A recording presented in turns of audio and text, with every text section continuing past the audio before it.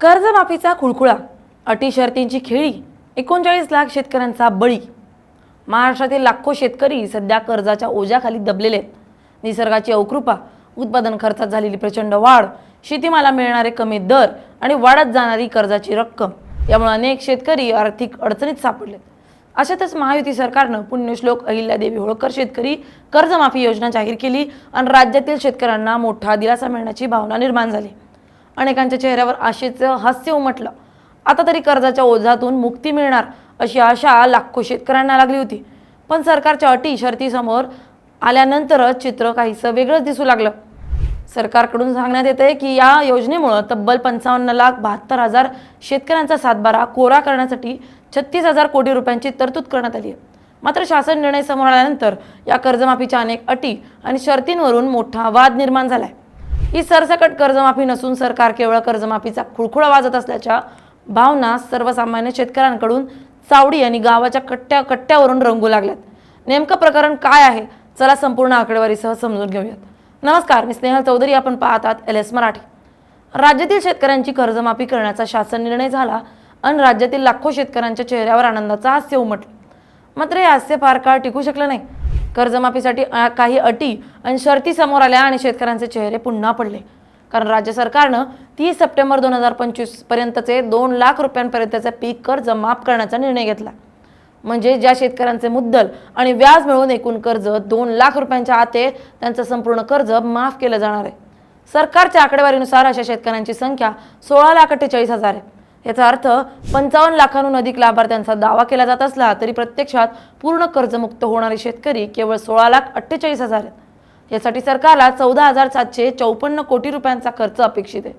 पण खरा वाद दुसऱ्याच मुद्द्यावरून सुरू झालाय।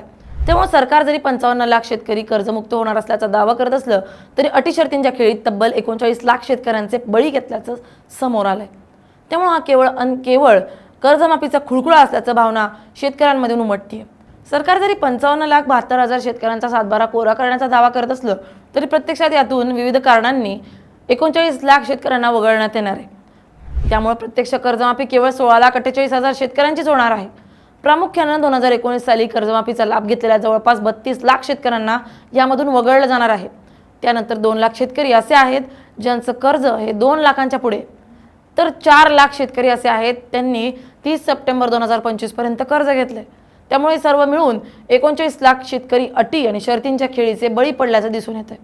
त्यामुळे सरकार जे 55 लाख शेतकऱ्यांच्या कर्जमाफीचा खुळखुळा वाजवत आहे त्याची चर्चा सध्या चौकात आणि गावाच्या चावडीवर रंगताना दिसते। 2019 मध्ये महाविकास आघाडी सरकारनं महात्मा फुले शेतकरी कर्जमुक्ती योजना राबवली होती।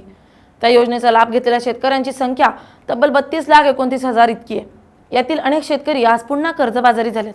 मात्र या शेतकऱ्यांकडे थकीत कर्ज असेल तरी त्यांना यावेळी पूर्ण कर्जमाफी मिळणार नाही।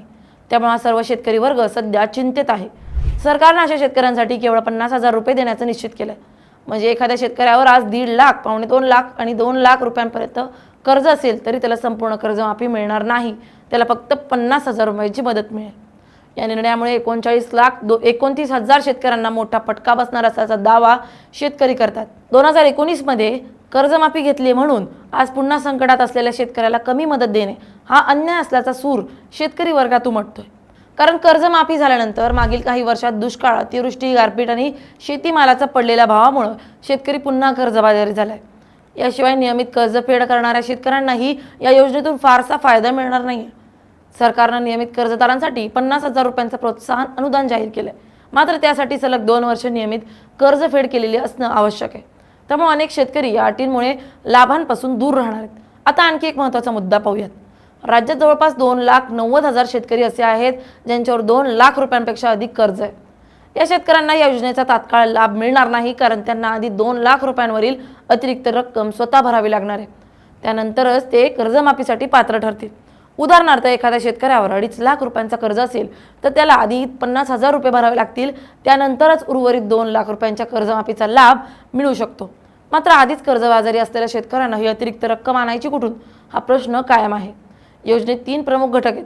पहिला म्हणजे 2 लाखांपर्यंतची संपूर्ण कर्जमाफी, दुसरा म्हणजे नियमित कर्जफेड करणाऱ्या शेतकऱ्यांसाठी प्रोत्साहनपर लाभ आणि तिसरा म्हणजे यापूर्वी कर्जमाफीचा लाभ घेतलेल्या शेतकऱ्यांसाठी विशेष मदत. मात्र विरोधक आणि शेतकरी संघटनांचं म्हणणं काय की सरकारनं 55 लाख शेतकऱ्यांचा आकडा पुढे करून मोठी घोषणा केली असली तरी प्रत्यक्षात संपूर्ण कर्जमाफी मिळणाऱ्या शेतकऱ्यांची संख्या खूपच कमी आहे. त्यांच्या मते ही योजना कर्जमाफीपेक्षा अटी आणि पात्रतेच्या निकषांमुळे जास्त चर्चेत आली आहे. आज महाराष्ट्रातील शेतकरी निसर्गाच्या संकटाशी लढतोय. कधी दुष्काळ, कधी अतिवृष्टी, कधी बाजारभावाचा प्रश्न, तर कधी वाढलेला उत्पादन खर्च.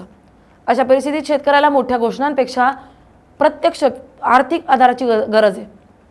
म्हणूनच आता गावागावात एकच चर्चा सुरू आहे, सरकारची ही योजना खरंच शेतकऱ्यांचा सातबारा कोरा करणारी आहे का, की आकडेवारीच्या आड लपलेला कर्जमाफीचा खुळखुळा आहे? याचं उत्तर येत्या काही महिन्यात मिळेल. सध्या तरी या योजनेतील अटींमुळे लाखो शेतकऱ्यांमध्ये संभ्रम आणि नाराजीचं वातावरण निर्माण झाले. शेतकऱ्यांच्या हातात कर्जमुक्तीचं स्वप्न येणार की पुन्हा एकदा आश्वासनाचं ओझं वाढणार, हे पाहणं आता महत्त्वाचं ठरणार आहे. तुम्हाला काय वाटतं? ही कर्जमाफी योजना शेतकऱ्यांसाठी वरदान आहे की कर्जमाफीचा खुळखुळा? तुमचं मत कमेंटमध्ये नक्की सांगा. Bureau report LS Marathi.